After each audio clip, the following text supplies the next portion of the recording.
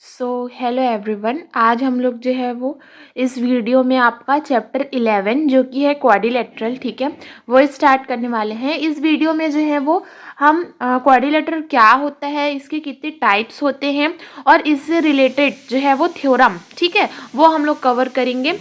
तो देखते हैं कि क्वाड्रिलेटरल होता क्या है, इसके कितने टाइप्स होते हैं, ठीक है, और उसके टाइप्स की क्या क्या प्रॉपर्टीज़ होते हैं जिससे आप पहचान पाओगे कि ये कौन सा क्वाड्रिलेटरल है, ठीक है।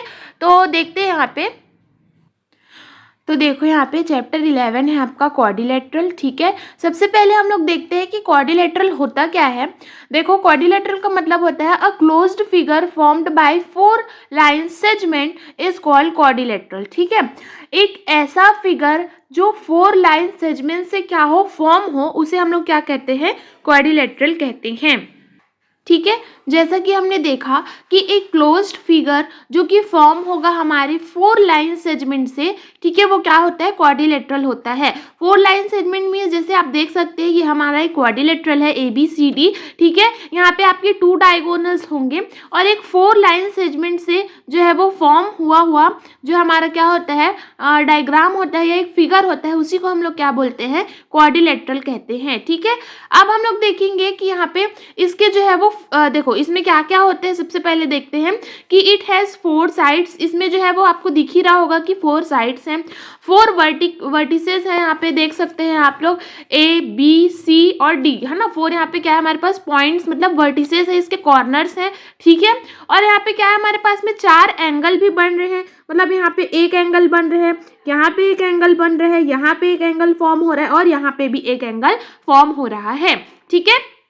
और उसी तरीके से हमारे पास क्या होता है, इसमें 2 डायगोनल्स होते हैं, जैसे कि आप देख सकते हैं AC और BD हमारे पास में क्या है, इस ABCD जो है वो क्वाड्रिलेटरल्स के 2 डायगोनल हैं, ठीक है। तो ये होता है आपका क्वाड्रिलेटरल। अब हम लोग देखते हैं यहाँ पे कि इसके टाइप्स क्या क्या होते हैं। तो सबसे पहला टाइप होता है, टाइप्स ऑफ क्वाड्रिलेटरल में हम लोग देखते हैं जो कि सबसे पहला है हमारा पैरेललोग्राम, ठीक है। ये क्या होता है, पैरेललोग्राम क्या होता है, opposite sides are parallel and equal. इसमें क्या होता है, पैरेललोग्राम में आप देख सकते हैं कि जो हमारे अपोजिट साइड्स हैं ये और ये आप देख ही सकते हैं। अगर मैंने इसे सपोज हम लोग इसको नेम कर देते हैं ABC और D, तो देखो इसमें फर्स्ट पॉइंट बोला है कि अपोजिट साइड्स जो है वो पैरेलल होते हैं और इक्वल होते हैं। तो देखो हमारा AB और DC हमारे 2 पैरेलल लाइन हैं और ये दोनों इक्वल हैं, ठीक है। और उसी तरीके से AD और BC भी हमारे क्या है, पैरेलल लाइंस और इक्वल है। आप देख सकते हैं कि AD और BC जो है वो दोनों, AD और BC ये दोनों जो है वो इसकी जो लाइन सेगमेंट है वो थोड़ी लॉन्ग है और AB की जो है वो लाइन सेगमेंट थोड़ी शॉर्ट है। तो हम लोग कह सकते हैं कि AB और BC ये दोनों क्या है, अपोजिट हैं। और वही आपको क्या बोला है कि अपोजिट साइड्स जो होंगे वो पैरेलल होंगे और इक्वल होंगे, ठीक है। उसी तरीके से हमारा होगा कि अपोजिट एंगल आर इक्वल। इसमें जो एंगल्स बनेंगे, ठीक है, यहाँ और यहाँ पे जो एंगल्स बनेंगे या यहाँ और यहाँ पे जो एंगल बनेंगे, तो अपोजिट एंगल भी हमारे क्या होंगे, इक्वल होंगे। और बोला है कि डायगोनल बाइसेक्ट ईच अदर। इसके जो डायगोनल हैं वो एक दूसरे को क्या कर रहे हैं, बाइसेक्ट कर रहे हैं। आपको दिख ही रहा है कि BD और AC दोनों जो जहाँ से डायगोनल फॉर्म हुए हैं वो जो है वो इस पॉइंट पे क्या हो रहे हैं, बाइसेक्ट हो रहे हैं। तो यही हमारा क्या होता है, पैरेललोग्राम। अब हम लोग देखते हैं कि रेक्टेंगल क्या होता है, ठीक है, okay.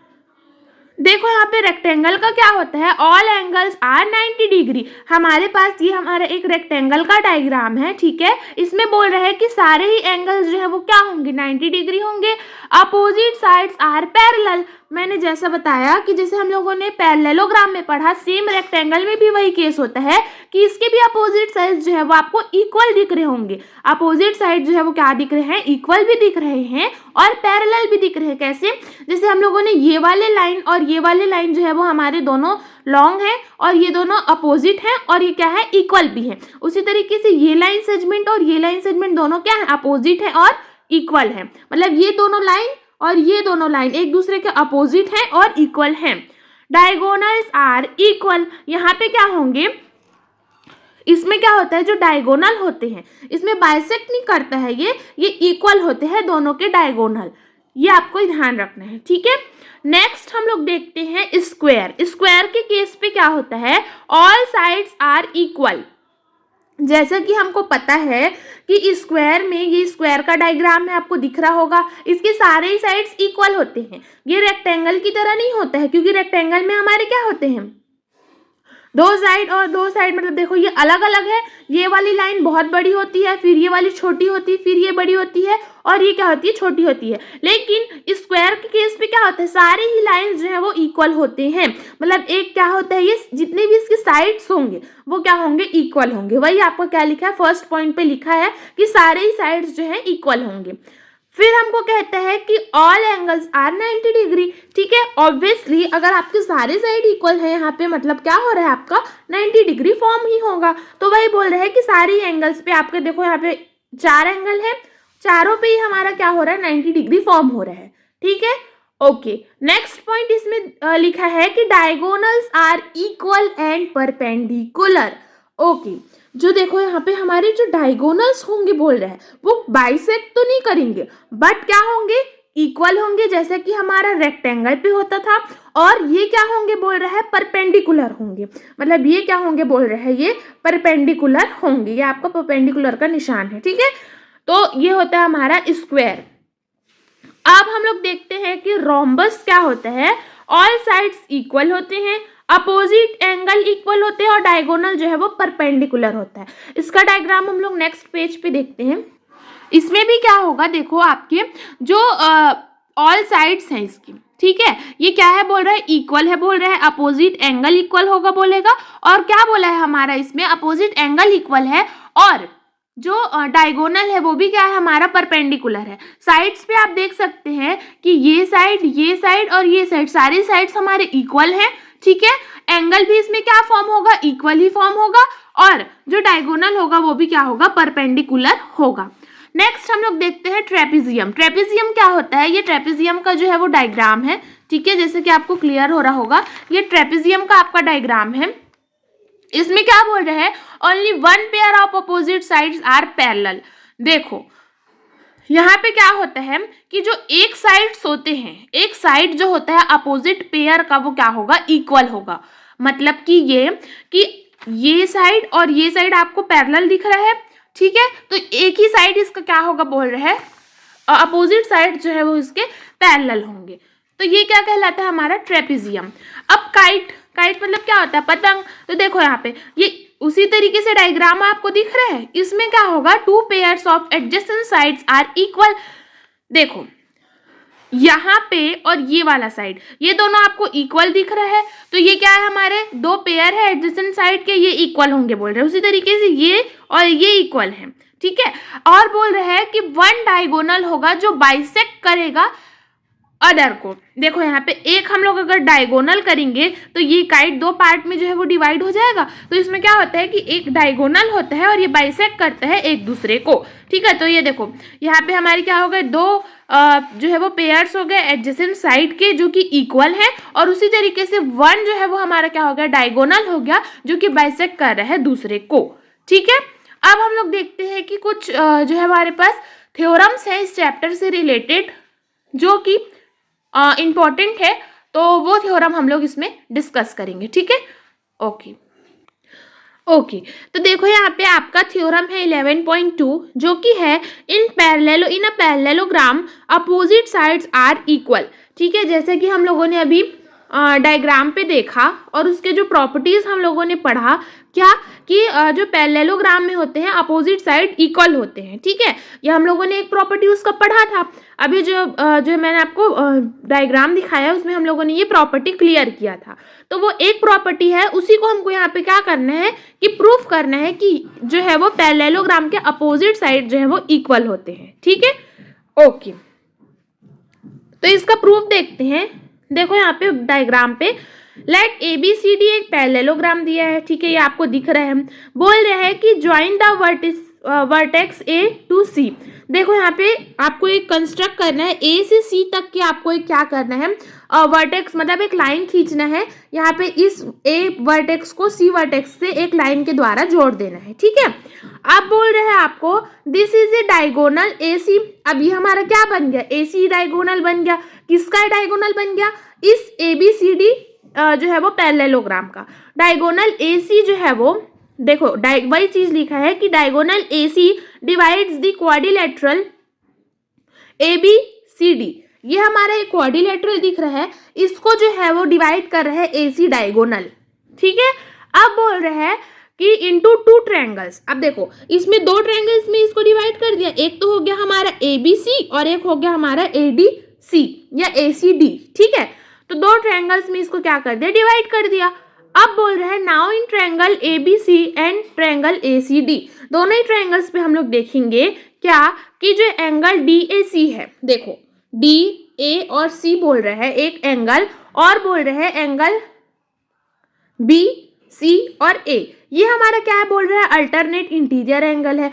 Obviously alternate interior angle है। आप देख सकते हैं कि जो हमारा एंगल डी ए सी है, ये ए इस पॉइंट पे एंगल बन रहा है ये हमारा, और एक कौन सा बोल रहे हैं कि बी सी और ए इस पॉइंट पे, ये दोनों हमारे क्या है अल्टरनेट इंटीरियर। भाई ये एंगल हमारे इस जो क्वाड्रिलेटरल के अंदर बन रहा है, मतलब ये इंटीरियर एंगल है, ठीक है। और अल्टरनेट इसलिए क्योंकि ये अपोजिट में है, ठीक है, ओके।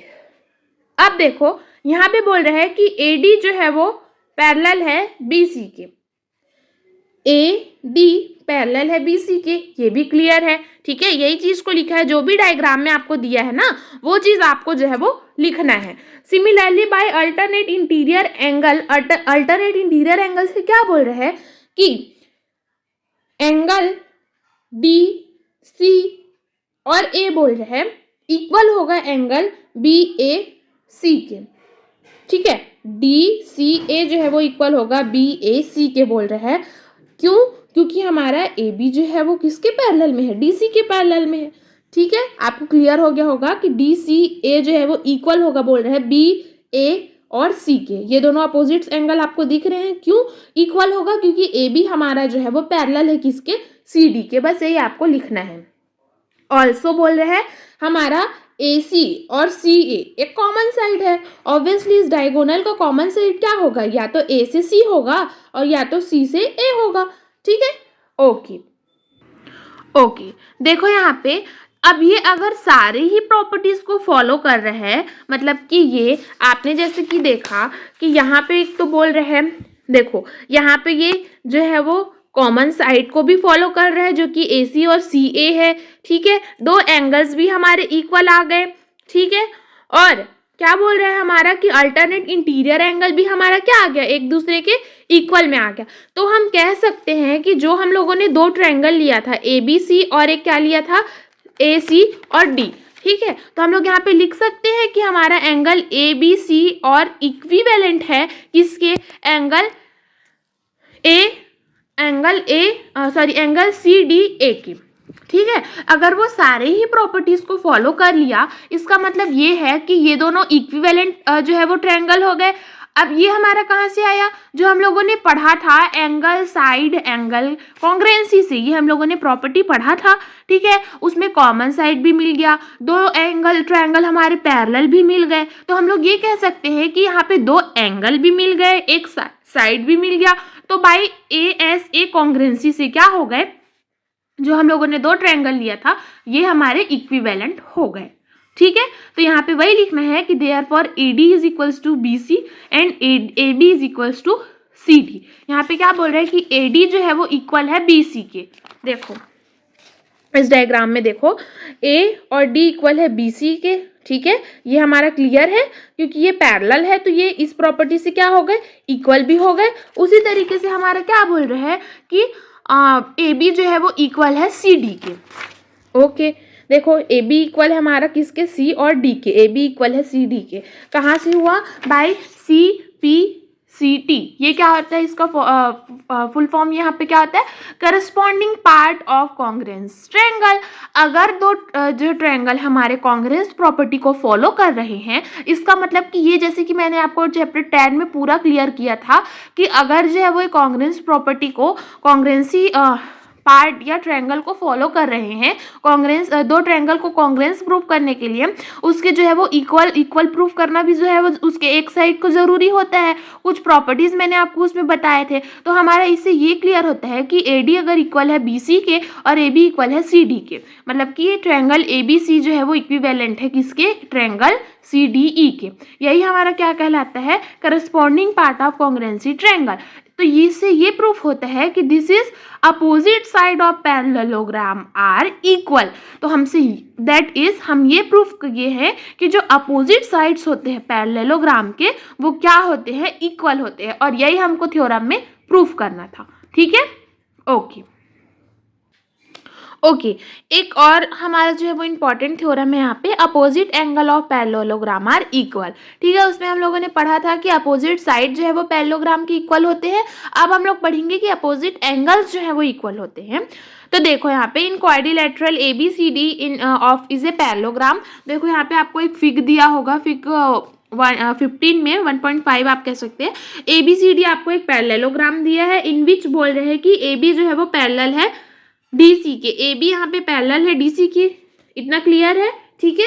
अब देखो यहाँ पे बोल रहे हैं, वही लाइन को लिखा है कि लाइन सेगमेंट AD जो है वो क्या बोल रहे हैं, intersect the parallelogram parallel line AB and DC। ठीक है,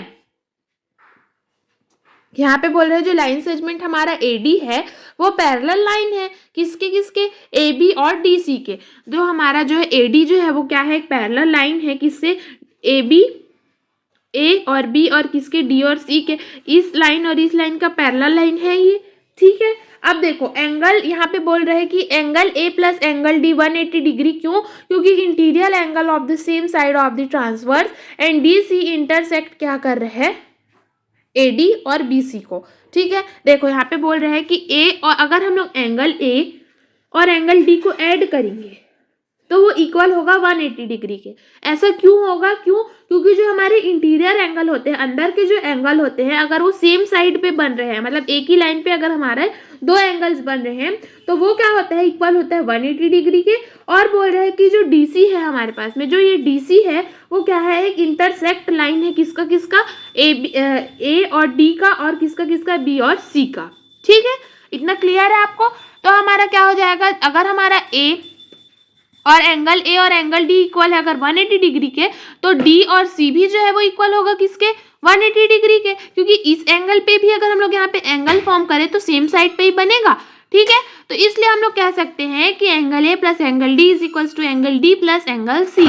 मतलब ये हो सकता है कि एंगल A की वैल्यू एंगल C के बराबर में है, तब एंगल B भी एंगल D के बराबर में होगा। तब ये हमारे प्रूफ होता है कि इट इज क्लियर दैट कि opposite angle in a parallelogram are equal.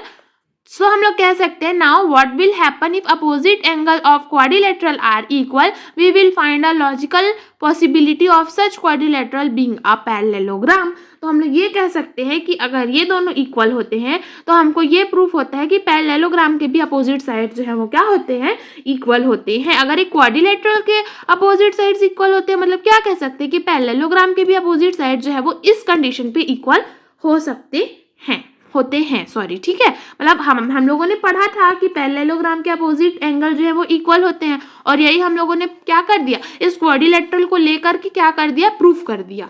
ठीक है, ओके। नेक्स्ट जो है वो इस वीडियो में जो है वो हम लोगों ने 2 थ्योरम कवर किए।